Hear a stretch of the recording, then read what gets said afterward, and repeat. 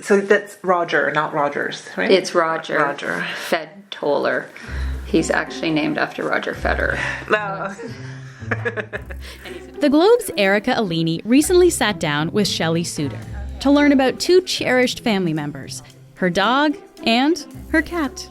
And then Jeffrey downstairs. Yeah. And we spell his name Jefffery, the British way, ERY. Okay. He's 15. Like Shelley, more than half of Canadian households have a cat or a dog. And just like everything else, pet ownership is getting more expensive. At the grocery aisle, it's anything else we do is going up. Like everything is going up. We know that going out for a meal, any of it. So if you have a pet, and goodness forbid a sick pet, and when you're at the mercy of this system that just seems to be able to charge whatever, that's when it was like, it's kind of like the sky's the limit. As a owner, you're not going to say no because... Yeah. And like a baby. It's like your child, right? did you... Shelley says she loves her vet and the care they provide. But she spent hundreds on eardrops for Roger.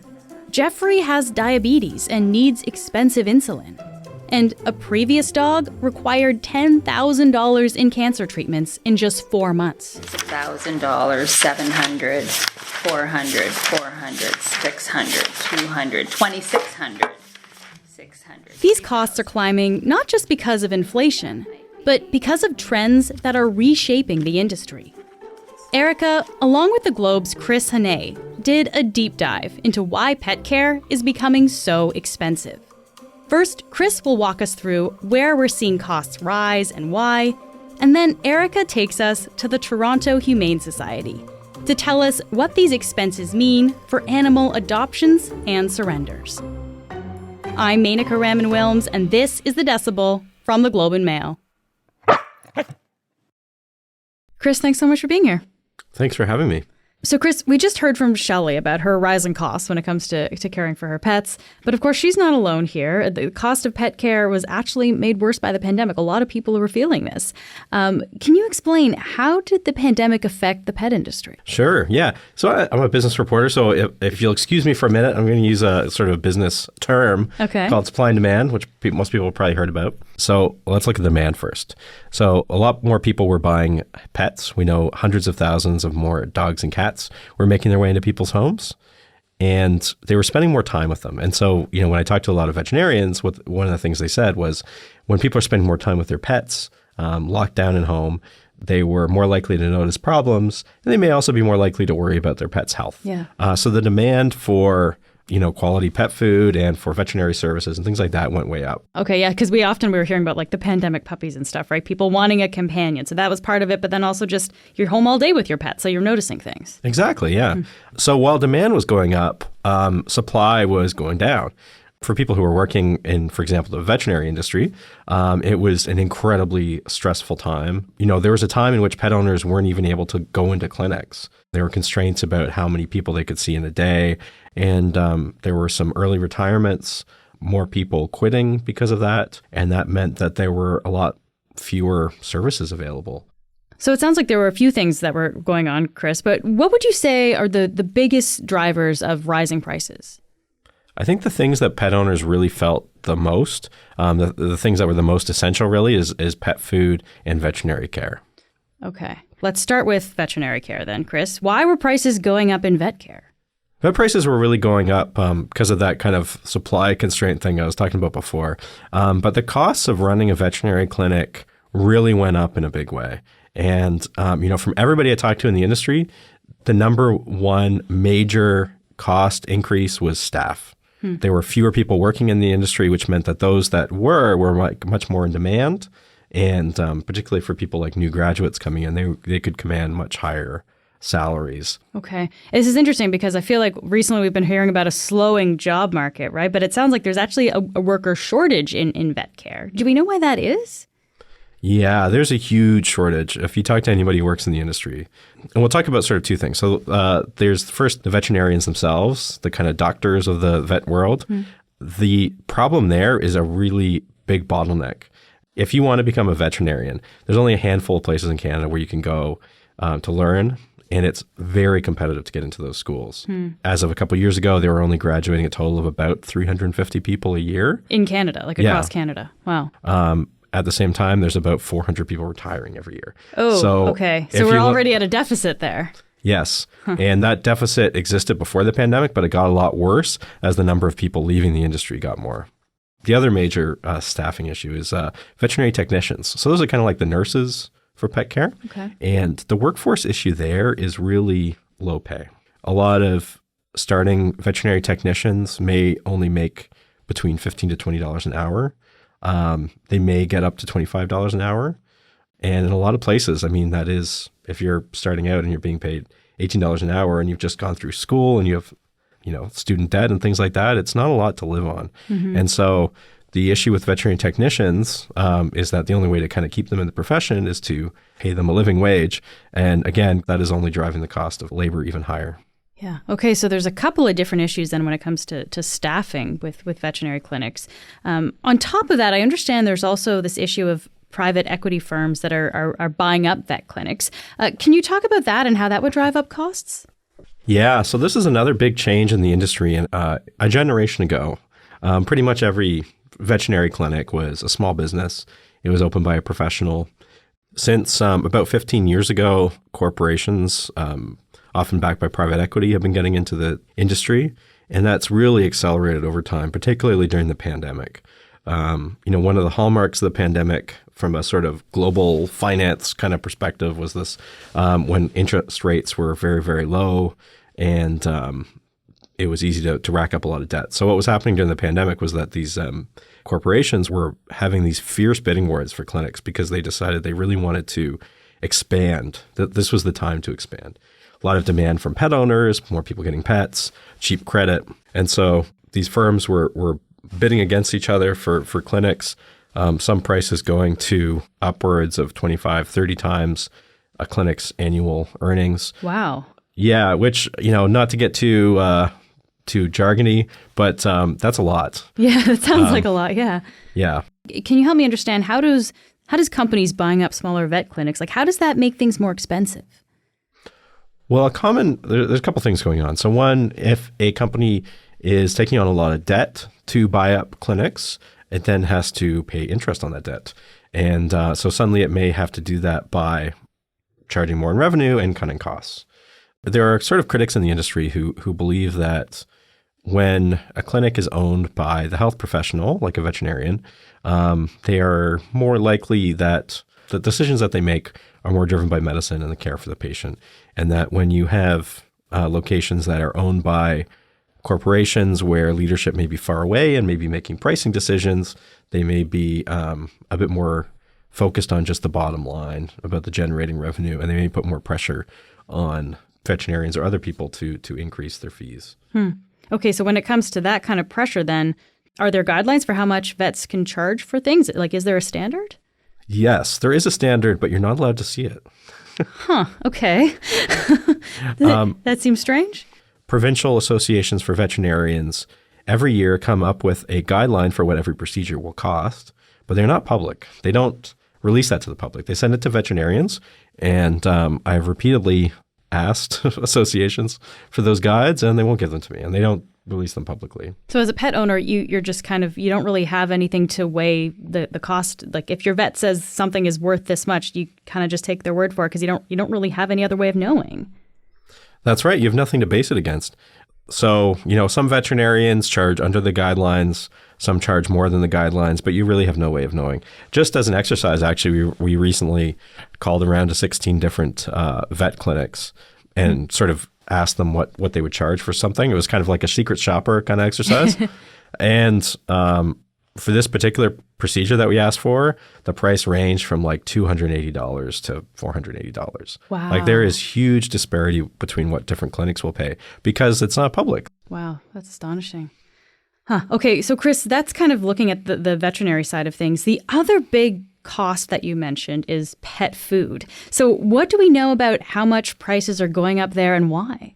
Yeah, so pet food has been going up about 10% year over year, which is even faster than human food. We often talk about the prices at major grocery chains and things like that. One of the things that people in the industry point to is that a lot of pet food is heavier in grains and meat, protein, which was more affected by some of the supply chain issues that we saw during the pandemic. Where there's not a lot of competition, prices tend to go up higher because people can charge more. And one of the sort of phenomenons that often happens, again, we hear from industry, is that pet owners are very particular about pet food. Well, I should say pets are very particular about their pet food that they eat. And pet owners are very reluctant to switch brands. So those brands are very sticky, which means that they can raise their prices because they know that their consumers are unlikely to change. Another thing is that the cost of medications for pets is also going up too. Just briefly, Chris, what are we seeing there? So first, in terms of the supply chain, there's a surprisingly few places where pet medication is manufactured. Most of the time when you have a pet, and you go to the veterinarian will write a prescription and dispense it for you. You know, for those of us who have to get a prescription from a doctor, remember that's not what we do with human medicine. We go to the doctor to get a prescription, then we go to the pharmacist to fill it. But the situation we have in Canada is not the same situation that is in other countries. If you go to, the United States, you can get a veterinarian to give you a prescription, and you can get that prescription filled at any major pharmacy. And would that be cheaper, actually? Yeah. So, you can talk to your veterinarian if you're interested in this. In most places in Canada, if you ask the veterinarian to write a prescription, you can ask whether there might be a human equivalent. There are certainly specialized animal medications, but there's a lot of common medication where the actual molecule that humans and a dog might take is exactly the same. It's just about dosing. And so a lot of pharmacies can fill it. Huh. Wow. Chris, thanks so much for being here today. Thanks for having me. Coming up, Erica Alini heads to the Toronto Humane Society with Decibel producer Cheryl Sutherland. And we're going to meet some very cutesy animals, I bet. We're very excited about meeting pets. All right, let's go. Let's go.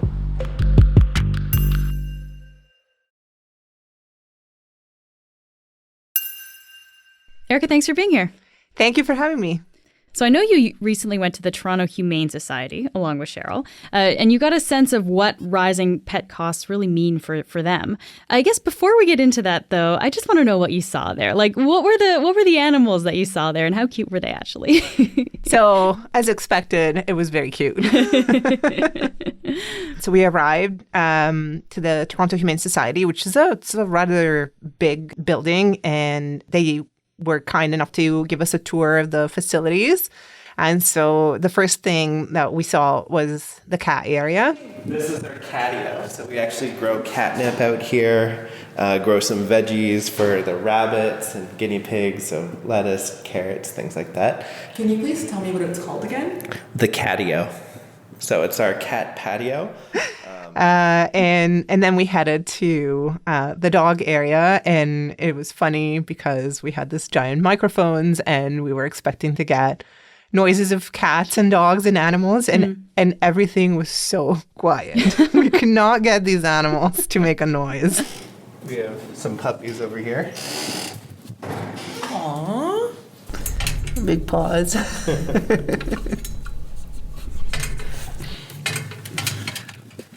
It's way quieter than I thought it would be down here. There's some more over here too. Oh, you guys are so quiet. Don't you know it's a podcast? Now's your chance to bark. And then finally someone started barking one of the dogs. Where's my star? Someone finally spoke up. Someone finally spoke up. Okay, so there were definitely some cute animals, it sounded like. But aside from the cats and the dogs that you saw, Erica, the Toronto Humane Society and really humane societies across Canada, they're really facing strain given the rising costs of pet care these days. So what does that actually look like for the Humane Society?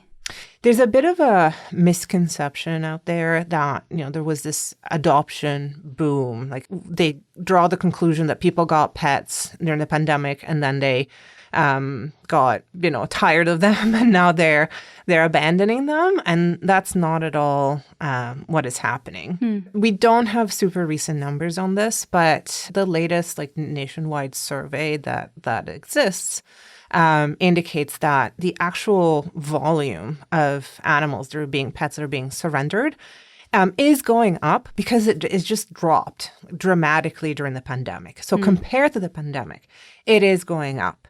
But as far as the latest numbers, it hasn't reached 2019 levels yet. But the tremendous strain on these organizations comes from the fact that fewer people are adopting. Okay. So it's not so much more surrenders compared to pre-pandemic, it's fewer adoptions. And there are fewer adoptions because people can't afford it. And also, whereas maybe pre-pandemic, a lot of people, like a common reason for surrendering a pet would be that, maybe they had puppies and people can take care of the puppies, right?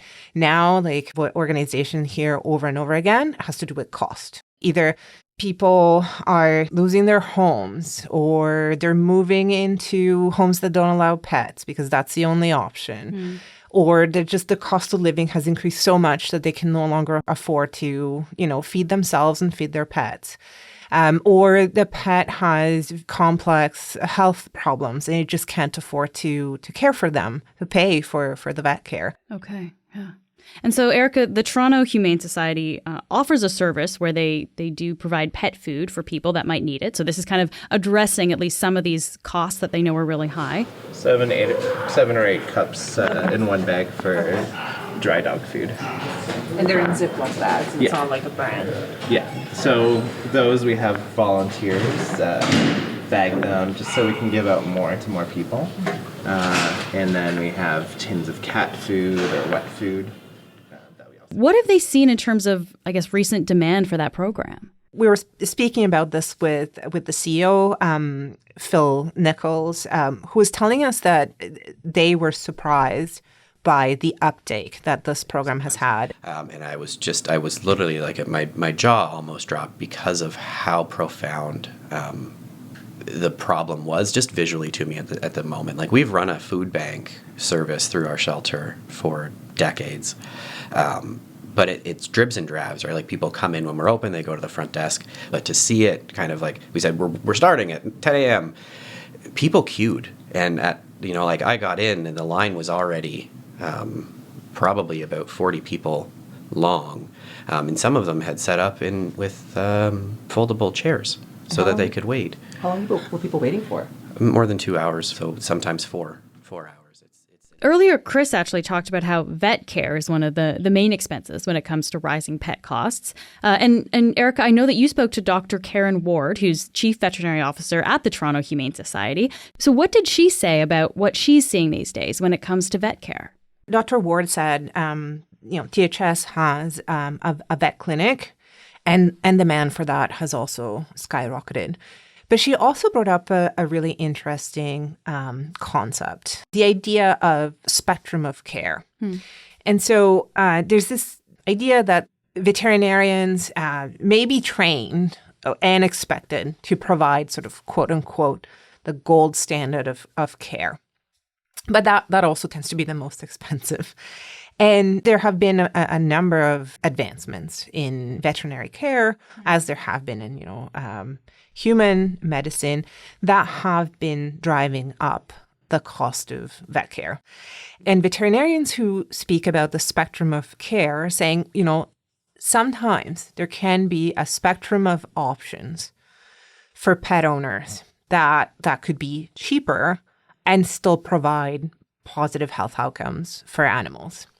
And so Dr. Ward illustrated that with a recent example that she saw at THS. She recalled this female dog that she called Fluffy, which wasn't her real name. And this dog had pyometra, which is a serious infection of the uterus that can occur in dogs and cats that haven't been spayed and can be life-threatening, and it was. In this case, Fluffy's life was on the line. Fluffy was at an emergency hospital, but Fluffy's owner, who Dr. Ward called Mrs. Smith, did not have the money to pay for life-saving surgery. And that's because for Fluffy to be diagnosed with pyometra, she had already undergone a physical exam and a bunch of other tests. And this had cost Mrs. Smith around $2,000 and had completely drained her funds. And so the emergency hospital then calls THS and says, we have this dog. It needs an urgent surgery. Can you do it? And THS staff did, and the surgery was successful, and it was a lovely, happy ending, and Fluffy lived. But Dr. Ward said, perhaps with fewer tests or maybe with this surgery performed, at a lower cost general practice clinic rather than an emergency hospital, perhaps with all of that, Mrs. Smith would have been able to handle all the bills for Fluffy without having to rely on a clinic such as THS's, which provides below market price care and sometimes even free care to pet owners in need. Just lastly, Erica, I guess the big question here is for pet owners who are struggling right now. What are some things they can do, or some things they can think about? So spectrum of care is certainly one, but is there anything that they can do to try to keep down costs? Yeah, honestly, spectrum of care is mostly something that is up to veterinarians, because pet owners can't necessarily know what the options are on that spectrum or what the spectrum looks like. So one thing is shop around and price compare. It's very difficult. You often won't find prices listed online, because the prices can vary so much, even just depending on the breed, the weight, the age of the pet. But if you call them and you know what you want and you describe your situation, you might, you're very likely to get a pretty accurate quote. And the other thing can definitely help, and that is something veterinarians are talking about to owners more and more, is getting pet insurance. Pet insurance has, a lot of people are very skeptical of pet insurance because it can be quite expensive. And again, there's all kinds of limitations on what's covered and what isn't. Both Canadians and Americans really, I think the uptake of pet insurance is below 3%. It's pretty small. Very, very small in North America. But more and more, because vet care is becoming so expensive, I think it's worth a second look. Erica, thank you so much for being here today. Thank you so much for having me.